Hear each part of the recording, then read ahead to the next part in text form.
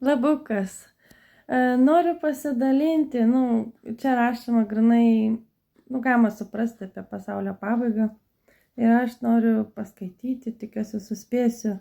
Tai yra Luko 21 skyrius ir 25 eilutės iki 36 eilutės. Tai žodžiai tokie. Žmogaus sūnaus atėjimas.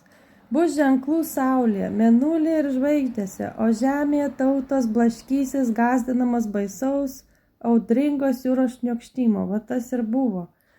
Ir gal dar bus. Žmonės džiūs iš baimės, laukdami to, kas turės ištikti pasaulį, nes dangaus galybės bus sukrėstos. Tuomet žmonės išvys dangaus sūnų ateinantį debesyse su didžia galybė ir garbe. Reiškia labai netoliautas.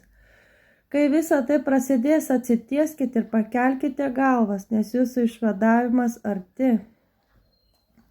Ir jis jiems pasakė palyginimą, stebėkite figmedį bei kitus medžius.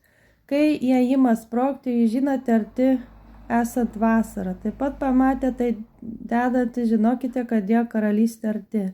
Iš tiesų sakau jums, nepraeis šį kartą iki visa tai vyks. Dangus ir žemė praeis, o mano žodžiai nepraeis. Saugokitės, kad jūsų širdis nebūtų apsunkusi nuo svaigalų, girtybės ir kasdienių rūpesčių. Tai yra 3 labai svarbus dalykai. Svaigalai.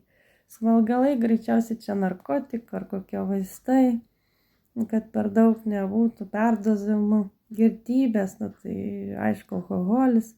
Kasdieniai rūpesčiai. Žmonės yra, kurie bėga pastoviai, Dievui laiko neranda ir tie tiesiog bus užklopti ir jie neturės laiko atsiprašyti, neturės jau, užgrūs viskas vienu žodžiu. Tai gali būti ar tai sprogimas, kažkas stipraus, kažkas ir ženklų saulė ir mėnulė žvaigždėse, vienu žodžiu, bus matoma.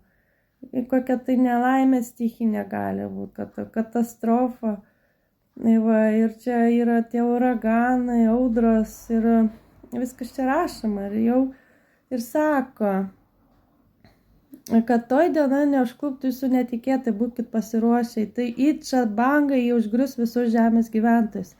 Todėl visą laiką budėkite ir melskitės, kad pajėgtumėte išvengti visų būsimųjų nelaimių ir atsilaikyti žmogaus sūnaus akivaizdoje. Amen. Tai tikiuosi, kad supratote, kad jau čia pat atėjimas jo.